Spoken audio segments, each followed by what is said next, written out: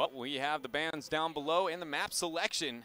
And it looks like for game number 3, Gen.G here, taking us to Infernal Shrines. They're just straight top down, their favorite battlegrounds. No surprise from beginning in. I want to go back to the point you're making in the sense that Gen.G has not won on Towers of Doom since Mid-Season Brawl. Yeah, and it's a little concerning that nobody's pushing their envelope there. In the last time, I think it was week 5, when Ballistix played Gen.G, it was game number 1 on Towers of Doom, and that's where Ballistix had that win. They ended up losing that series 1-3, but they got their first win on Towers of Doom, a map that Gen.G has not won on multiple times. That is almost unheard of to say about a team of this caliber, that you can't even pick up a win on a specific battleground. Yeah, and we're going to go ahead and start this draft here. It will not be on the Towers of Doom, but it was so kind of an outlier situation that I even addressed it and asked them in the player interviews, what is it about Towers of Doom? Because you are nearly undefeated until we look at one battleground, and it's not like it's the Warhead, the Braxis, the things that Korea has never played. It's very much a go-to battleground, and the answer wasn't really any major justification. Do you want to give their reason? I don't. Basically, we were sitting in the interview room, we had Snitch with us and everything else, and they looked at Snitch and they said, it's Snitch's fault. Yeah. If you go back to Mid-Season Brawl, it was obvious that Dignitas comeback on Towers of Doom, so they basically blamed Snitch for this. Hashtag blame Snitch. Let him know I'm down for that it's his fault. And it's also because Jong-A plays an amazing Dehaka, and they oftentimes do not want to give that out and go pick a map that will favor Ballistix. So they go into the Shrine and deck the first pick, just like what we see from Blossom Tempest.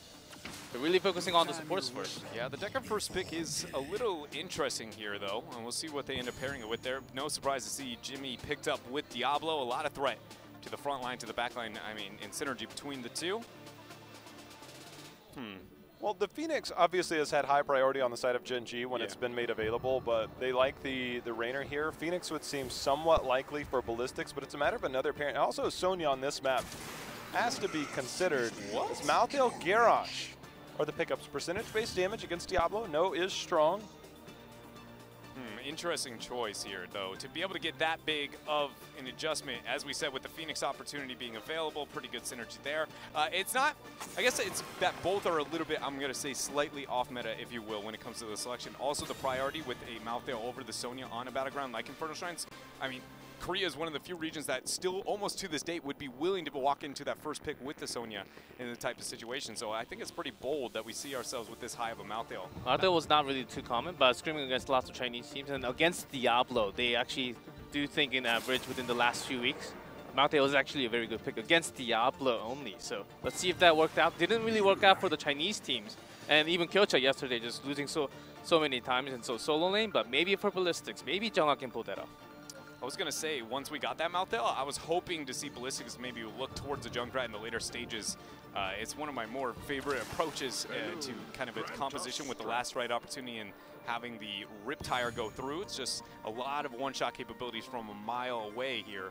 They're going to, ban it out, not want reset to pick up and the wave control to be there. But with Gen.G picking up that Blaze Malfurion in that rotation, right now they have a very well-rounded composition, very safe and pretty solid control when it comes to the battleground overall.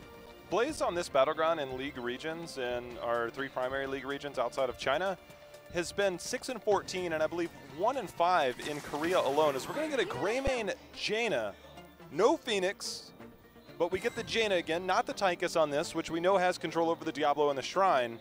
But a very interesting setup here for Ballistix. Yeah, I can feel the Cursed Bullet coming out. I think they're really targeting Diablo, the front line, just trying to delete that front line and making sure they don't even have to team fight. Medivh is a really good pickup here. Even though we don't see it in the Korean regions, the one-shot capabilities by Ballistix is so linear. If I pick Medivh, I'd just go GG no re at this point in time. I would love to see that transition. Yeah, which actually TT actually suffers from actually charging in, and he doesn't have an escape. There can be the portal. I do follow your reasoning, but it will just go with the standard pick Phoenix last pick. That's so much control over Garrosh on the front line. The oil slows. Diablo can potentially wallbang him at any given moment. Obviously, we know Rainer post level 7 has control with his. Give him some pepper. Phoenix has control. All members have some way of controlling the front line, whether it's peeling, whether it's engagements. They have an abundance of it. So for Gen.G, it does look really strong with their draft, despite the potential one-shot aggression. I will say that this is the same thing that has shown up in both games, is the early aggression kill potential of a Jaina Greymane is so high. Yeah. So high, especially with the Garrosh. You get the flip out, you get everything to follow up that.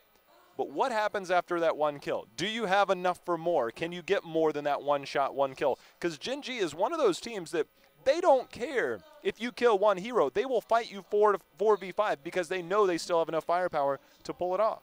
I completely agree. It's definitely a concern here. And, you know, G-Clef, we talked about, is this the moment to mix things up? I think we did get some mix-up, right? I think was it the mix-up we wanted? I think so, but it was forced by Gen.G. Going to Grey main was because of the Hanzo ban with SCSC. This time they were targeting out SCSC's hero pool off his comfort zone. Grey main, not a bad one. He did play a lot of the time last year, not too many this year. But still, being out of the comfort zone actually makes you feel a little less comfortable and less confident as well in game. So I think Gen.G still has control over the draft. It may just be the final game, I would say. And I also want to bring it back to the performance we've gotten from TIS individually on the Diablo throughout this, even in this series. On Sky Temple, how few shadow charges he was willing to kind of dish out and risk his positioning. I can't help but feel like that playstyle specifically against the composition now we see out of Ballistix, you just go, I'm never going to risk that hyphy positioning unless it's the gameplay kind of position. In most Warriors, I go, you're going to get too antsy. You're probably going to find yourself in that position. But he already showed that without that on the other side of the battleground. So this is definitely intimidating for Ballistix fans. Obviously, Tist wasn't around during the 2016 Spring Global Championship, that incredible run we know the MVP Black roster had before. But I remember my first event was DreamHack Austin. You and I over breakfast, one day we were watching one of their games with Diablo on Infernal Shrines, and the play style of that was never really to be overly aggressive. It was to hold your ground with a Diablo. The minute you come forward, I will bring you into my realm, and I will shadow charge you. It was only aggression in the right moments, but as the discipline there on that Diablo play is very reminiscent of that style. Is you don't have to be aggressive. You can play as a defensive counter option. So I will look forward to how Tist handles it here on Infernal. Any closing thoughts here, G-Clef, before we get into Game 3? Well, I would love to see a turnaround for Ballistix. I think it's totally possible if they focus really well onto Diablo and Tis. As you mentioned, he does have to be really careful. Even with the Martel onto Jung'ad, it could be very troublesome for himself in the front line. So it's due to the back line of Gen.G, and even Phoenix can be some powerful, maybe some Planet Cracker actions from Rich coming out. We'll have to see. Well, ladies and gentlemen, here we are ready to get into game number 3. Gen.G up 2-0 here so far over Ballistix. Let's see if they can close this series out.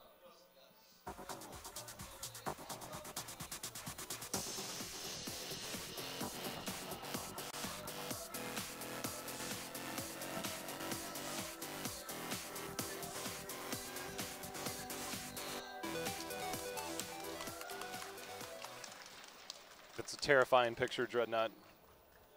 Looks like us at breakfast in the morning. I think you're giving yourself way too much credit. Either way, we got game number 3 here. And again, as you said, well, Rich, this time around is actually going to be on the Rainer. So maybe the Planet Cracker will come from reset. That's the good thing about Gen.G is they have such a diverse hero pool between those two. It's almost interchangeable. Yeah, that's the beauty of having the old R&R of Gen.G. Yeah, you can pretty much make anything happen there with Rich and reset. Level 1's coming out from the teams. Nothing majorly different or diverse from any one of the heroes. Dibbles. Oh, that's actually true. Yeah. Rather than go with the Feast of Fear, go more to, defensive oriented, trying to buy time to get that survivability and also deal with Jaina damage out. It's like, please, I don't want to die. I'm just going to use spell armor. So we'll see how that impactful that is. Again, post level 10, the main source of damage, it doesn't matter how much spell armor you have, because it's a matter of Cursed Bullet will rip through that. It doesn't matter armor, it ignores armor. So we'll see how that plays out. I mean, that is the other thing about this is that Kyocha's positioning, to me, Dreadnought, is going to be paramount in the sense that that bunker is going to be very important for him to anticipate those tosses, those throws over, because it's a Malfurion. The burst healing is not there. So I think it's going to be very important, the coordination and synergy between Tist and Kyocha on the front line. I think that's a great point. I completely agree, too. Because the ability to be able to keep him alive, normally you'd be like, well, if you only... Nice taking Tusk, or excuse me, Sprite thrown down there. But it's normally I'd be like, well, it's not going to be that big of a concern. If there's only one major element to be fearful of if you're a support player in a composition, it's usually pretty easy to make that avoided.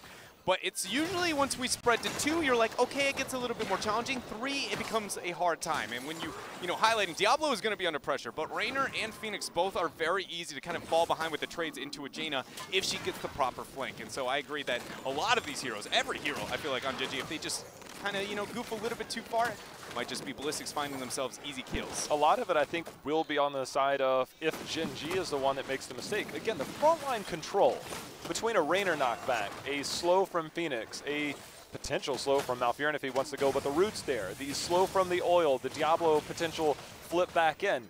There's so much control knockback is that Hooligan is going to have a very difficult time just walking forward. There's going to be more setup needed, and then I think a lot of it is going to come from Magi because Malthael doesn't have the CC. He can body block, you get the slows from Jaina, but trying to find the engagement opportunities for that follow-up CC is oftentimes behind the flip and not allowing you to just say, hey, it's in the front, I can get to that just as easily. So it's very difficult, I think, for Hooligan here to be the primary playmaker.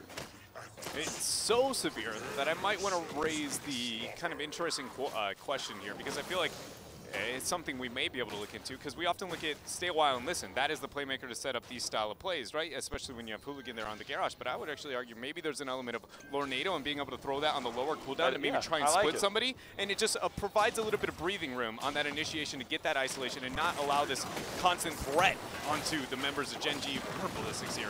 Nice initiation as we see Tist actually moving forward. They're taking a lot of damage, that percentage damage coming through. Rich actually gets the groundbreaker. Hooligan unable to find the flip over. Reset does get the flank with the plasma cutter thrown down, but I think Ballistix is going to be just fine. They're fine, but the amount of damage that he's able to put out in such a short amount of time on that Arsenal synergy is so strong. But we've got our first shrine underway. Early start by both teams, Gen.G pulling back. And again, this is the disciplined approach that Diablo-style teams, we see the aggression, we see a lot. Diablo does have great engagement. Well, what happens if you wait for the engagement to come to you? They're holding in position. They're looking to find an engagement. If Hooligan steps up a half step further, Tist is bringing him back and slamming him into the wall. Yeah, but the bottom wave control, actually, SCE just used the Blizzard, so now no major damage for a while. And because Gen.G is winning when it comes to the control, Indomitable will actually use Tist. Going to go ahead and flip it over. Shadow Charge is forced against the wall with the flip over. Jet Propulsion slaps onto two, and Ballistix lose two members quickly. Gen.G gaining massive control here over the first shrine.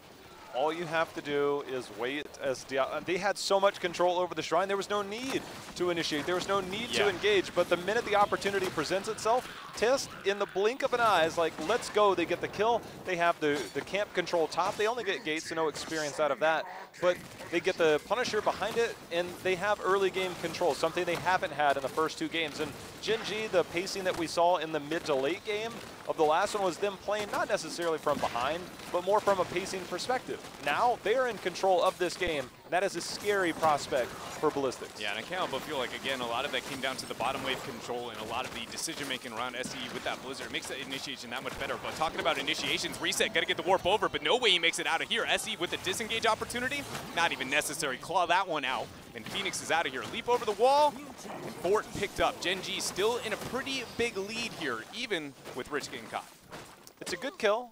They do get some experience, and the main thing is that fort falling, though. That fort, once they redistributed some of the experience from the fort walls to those forts, forts generally at this stage of the game are how you get those substantial leads. The kill does help, but you see the quick rotation up by Rich onto the Rainer to make sure and get whatever soak he can that might have been denied from them. So the rotations were there to mitigate some of the damage, but nonetheless, Gen.G does find themselves up in experience.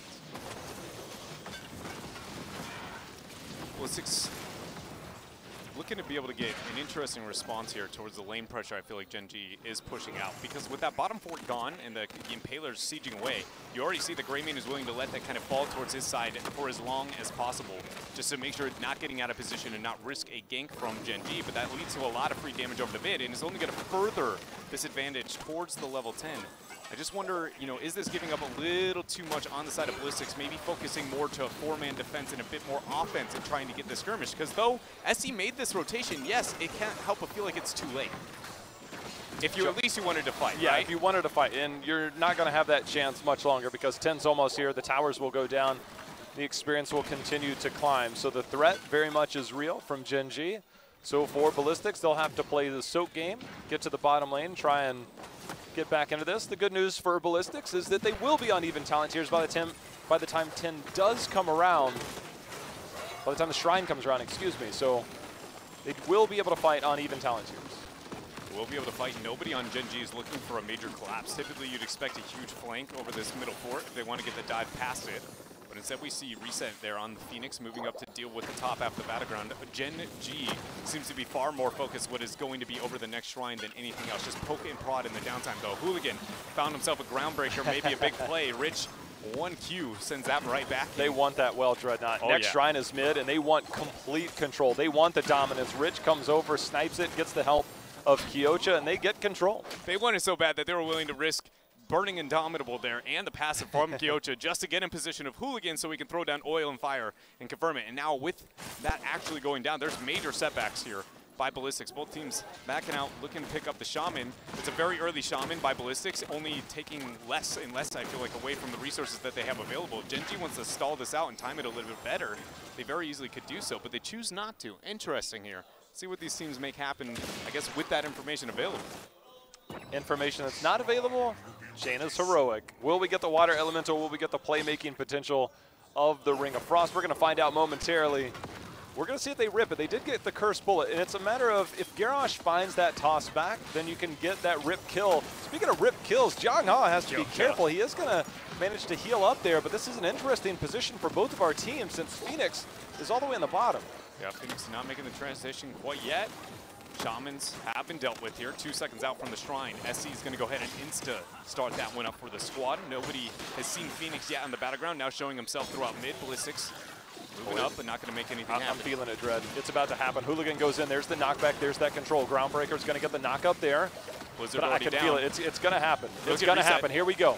Hyperion got to be thrown out there. Look at the flank here. SDE trying to make it happen. Reset with the warp out. He's going to be fine. Great retreat decision-making by Reset to collect himself Gen.G. But look at this. Phoenix is nowhere to be found. Ballistix need to split the C's of Gen.G, but they do not aggress any farther. Well, here we go. We'll see if it comes out. Still waiting on that heroic. Magi trying to get the big setup. There it is. There's going to be the root coming down. Will we get the follow-up Ring of Frost? Is it going to come in? We're still waiting for that to be locked in. Right now, it's almost dead even in terms of this race here. Kyocha, last right. Bunker's going to keep him alive. Now that Bunker's down, that safety option is not there. See if Ballistix will look to capitalize on it. He's going for the ring. He's going to come in with the ring. There it is. Throws it down. Locks down the 2. And look at this. The Bunker actually, they peel out there. They warp away. What? Oh my goodness. They survive. Salvo gets thrown out. Maki's going to be first to drop. And Gen.G, ladies and gentlemen, do the impossible and win this shrine. That Ring of Frost was almost money. Instead, it was fool's gold because they got the lockdown, and Gen.G, when you think those health bars are gone, they sneak out the back door, and Ballistix is left scrambling. My brain had already counted them dead. Me too. They're done, and I was just like, where's the death? What's going on here? Oh my. Ballistix there. So much calculation to bait out the Bunker to get the initiation, and things just crumble there. Punisher leaps over the wall. Hooligan, I don't know if he's going to be able to survive this.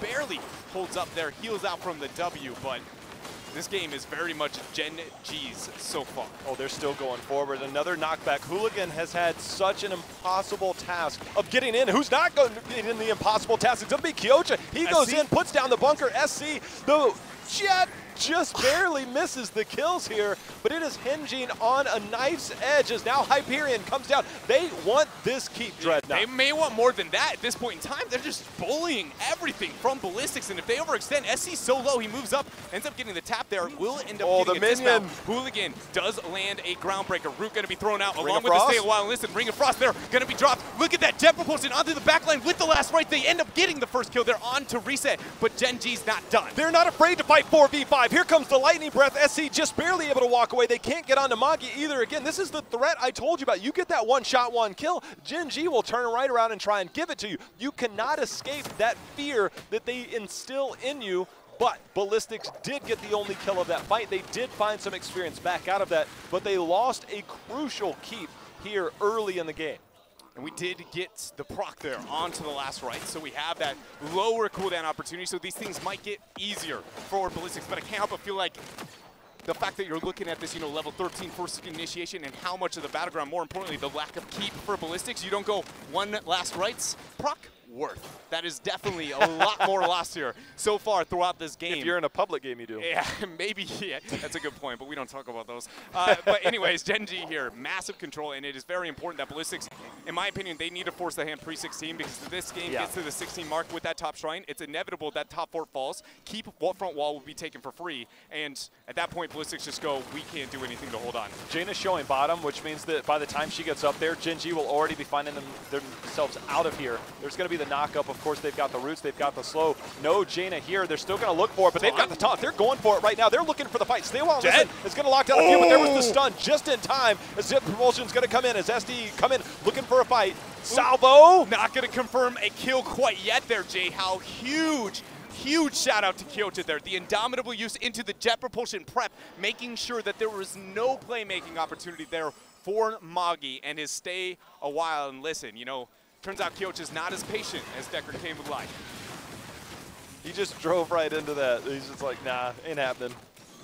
Making the plays there, Kyocha. You know, we saw this talent pickup. I haven't seen it a lot in the Western region, but it has been very prominent throughout the day today, and it allows you to make plays like that. So very heads-up play. Almost 16 is Gen.G. So Hooligan's like, you know what? To heck with it. Let's go in. They're trying to blow up Kyocha right now. They are actually going to get that kill. Ring of Frost is going to come down. There's going to be the taunt. They're trying to get the blow up. Sake somehow surviving, but he's going to go down as well. 2 kills here for Ballistix as they are looking for more, but Test is trying to turn the fight, and Malthel somehow survives. The inevitable end use, and he actually gets the kite out there. My goodness, you see that proc there from the Arsenal. That timing, though. Yeah, it was so tense here.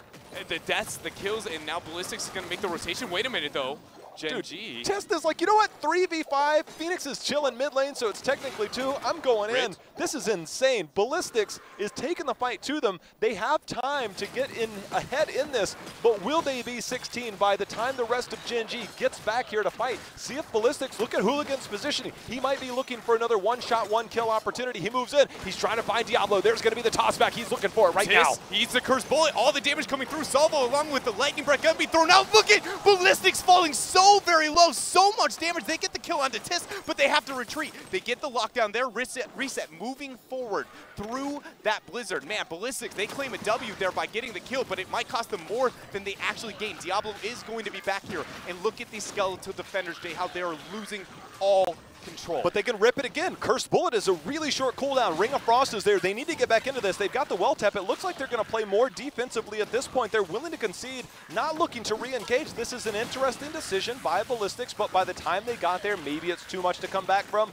Also, Gen.G has a well and a fort at their back. So Ballistix willing to try and play more for the long run. But I can tell you one thing, Gen.G, normally what you'll see when the boss, the Punisher gets baited over, you could look for a potential engage, but this is a soulless Diablo. Those engagements are super risky to take, so Ballistix a calculated decision right now. Yeah, he's looking like a post-13 glass cannon Li Ming right now after losing all those souls. He needs some help here to be able to survive as we get what I feel like is probably one of the more tense pauses I have walked into here in Competitive Heroes. Hooligan, gonna need a moment.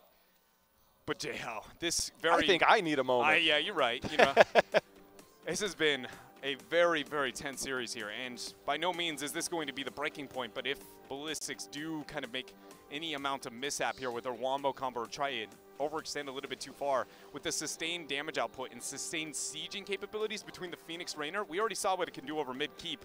I just wonder, is that in fact going to be Ballistix' core here this time around? My favorite thing about this is we did get a good look at the crowd is everybody's watching, but it's starting to get to the point that it is standing room now at the back. I mean, there are people now standing at the back of this room watching every single play that's happening. We do have a minor issue that we are looking to get taken care of. Yeah. Hopefully it'll be quick. It turns out it was Hooligan's microphone was a bit of communication problem, which we will be getting back into it here as soon as we possibly can, ladies and gentlemen. Oh, never mind, I lied. It's Magi mic issue, not Hooligan. But anyways, G-Clef here. Now that we got you back into the mic, what are your thoughts here as we sit maybe a couple of seconds away from the end of the series? I think Ballistix is way too intimidated going into the third game, just feeling all the pain from game 1 and 2. I don't think they're making the crisp call. They can actually go a little bit more aggressive. That would turn better of a situation for themselves, but they actually make the choice to go back home or go rotate down instead of fighting straight on. I think they're making some weird choices right now at the moment. Maybe it had to do with the issue that they're having right now, but I think they have a lot more chances right now. certainly. Calm on the other side here. Not too much concern from Gen.G. The amount of experience from both of these teams is insane. Yeah. I mean, some of the most high-level situations all of these players have found themselves in. So it's almost like, I'm fine. I think I put it as like this level of when I think about the veterans, especially out of the Eastern scene, because not being able to communicate in the same language, it makes it a little bit difficult to get familiar with one another, right? These guys have been around long enough that they walk by me and they're pretty much like, hi, Dread. Like, you know, very much know who you are, know what's going on, you know, building that relationship there. And it's just cool to be able to see these players keep coming back and, more importantly, keep dominating and showing us some awesome Heroes of the Storm action. It's bright out there. It actually, yeah. It is. Whew. When the lights go down and these lights come on, it's like, hello there. Hello, G-Clef. Hello. I'm back. I just ran up here as we had a pause. I want to talk about this game, but I guess I can't help but feel like with how tense it's got, I mean, sitting at the 16-16 with the Punisher there. Biggest concerns here, I guess, that we could talk about and highlight is going to be keep wall focus. And we remember, actually, I think with the pause, it's just now coming I think through. we're coming back in. We're coming back in the game. Let's go. go. Time's up. Let's do this. Punisher is down, or he's 50% health, so they have done some damage. Again, they have to be careful of the follow-up of this jump. That Punisher will jump. See who's going to wear that. Of course, you do have... Oh, that's a double stun. That's not what you want. They need to try and hold on to the keep. They're getting this down. This is a good defense for them. They don't have a minion wave, does Gen.G, to fight behind this. See if we can get a lockdown. Muggy trying to make plays. Hooligan, again, thwarted every step of the way, Dread. Yeah, just constantly trying to kite and make his way, trek his way over to the side of Gen.G and falling below 50% before that can even happen. Not even get into groundbreaker range. Ballistix lose a little bit there onto the top half, but honestly, I'm surprised that Gen.G was not able to make that much happen. What I was trying to highlight a little bit there before we kind of got things back in is that with the 16 window earned by Ballistix, that concern of the keep front wall leap into the immediate keep that I had before all kind of dissipated. Again, based on Diablo that top souls. shrine skirmishes, yeah, and losing those souls here. So very cool here to Diablo's stack Ballistix. probably is just like, you know what, I don't care. I mean, this could be the most risky play ever. I'm going in. I'm fine. It's always so crazy, like late game stack Diablo. I mean, I find it a little bit crazier that he gets more confident whenever he loses his soul, you know? It feels like you should be a little bit more confident when you still have it within. But Got a few players in the Western region. Yo, it's not a philosophy class. It's Heroes of the Storm, all right? Well, we'll see how this goes. Ballistix, they were down some bit of experience at a time, but I'm looking up, and they're only down about a half level now, which is a far cry from where they possibly could be and a far cry from where they were. So for Ballistix, they're holding on, trying to force this out. Always Kyocha, keeping an eye on those pathing zones. Yeah, that was a huge oil there to be able to get the reveal onto Jaina. It made it very easy to understand the predictability and decision-making by Ballistix. It seems as though those moments are the ones, you know, that have the highest impact but can go the easiest amiss here at the top level. Gen.G, though, will in fact back out, look towards their Shaman. Last time we saw the Shamans, we saw a very interesting choice to get an early cap into that. Now we know it's going to be, again, middle shrine control over in the next shrine. I would argue Ballistix should be as patient as they possibly can be at this point in time. And they're not going to. Early cap, which means they're going to try and force a hand on the top half of the battleground. If they get flanked, this could be very high risk, J-How. The oil does get the reveal on Hooligan. Rich is like, wait a minute, do I need to cap? Do I need to cap? Yeah, okay, I'm going to cap. It's like we can't risk the potential fight there. Just take it, cut your losses. There's the risk versus reward factor. And those are going to be cleaned up. It does give Ballistix the opportunity to clean that up. So the Shaman pressure that could threaten keep will be cleared up by Ballistix before the next shrine phase. And Ballistix, they're doing their best to soak the rest of the lanes, just trying to get anywhere close to that 20 race that Gen.G was ahead on, but now the experience fairly even. Here we see Shaman pressuring on the top half of the battleground. Gen.G will get a lot of information with that as you see them now working to deal with these Impalers. No 20 advantage going to be available, at least quite yet. But judging by Raynor making the transition towards bottom, 20 is definitely a fear here for Gen.G. They want as much experience available as they can possibly have. And without that Shaman sieging towards the top half of that keep, they have no, kind of free experience on reserve. This is going to be very, very tense. Control over the vision, over the mid-wave is absolutely necessary here as we have what might be the last shrine here of this series. Ooh, instantly, Hooligan's positioning already on the flank. There's going to be the unstoppable use, making use of that level 1 talent that was completed. That also does mean that you've used a hefty tool in this fight. Hooligan continuing to look for an opportunity. The standoff continues. It's dead even in this. SDE continuing to bring down damage on one side, but Gen.G holding strong on the other. 20-14 when looking at the skeletal defenders. Hooligan getting chunked there by Reset with that plasma cutter. Kyocha, though, falling low by SDE, throwing out the ice lances onto the side. Gen.G is closing in on these skeletal defenders. Something needs to happen here for Ballistix as the root ends up going down. Rich with a huge flank there, lands on the Hooligan. Groundbreaker going to beat there, but he is unable to get the flip over. He missed the taunt. We see stay a while and listen to use with the bunker, but look at that, the lightning breath dropped there by Tis. Ring of Frost trying to get the response, but with the tranquility, it's actually no kills there. Gen.G 2 for 0 so far in the skirmish, and a Punisher soon behind it. I don't think Ballistix can afford to trade out here. Reset, he's going to go in. Reset does have Unconquered Spirits, or even on this trade out, Gen.G looking to close it out right now. That's going to be a fourth member falling. Punisher's picked up. No keep here in the middle. Gen.G will now work their way down the middle lane and look to close this out. They won't even wait for the Punisher. They will be moving on to the winners finals tomorrow for Ballistix. Remember, there is a lower bracket, but Gen.G coming out dominating this series. Ladies and gentlemen, if you didn't hear of the name Rich before this series and want to know why he is considered one of, if not the best player in the world, tell me the last time that you walked up to a Garrosh 1 versus 5 on the right side of the battleground and looked him in the eyes and said, I'm ready to win this game. Because that was exactly what you saw Rich do there with that penetrating round coming through, isolating out Hooligan and friends. And why Gen.G here, your reigning world champions, find a clean 3-0 over the third seed of Korea.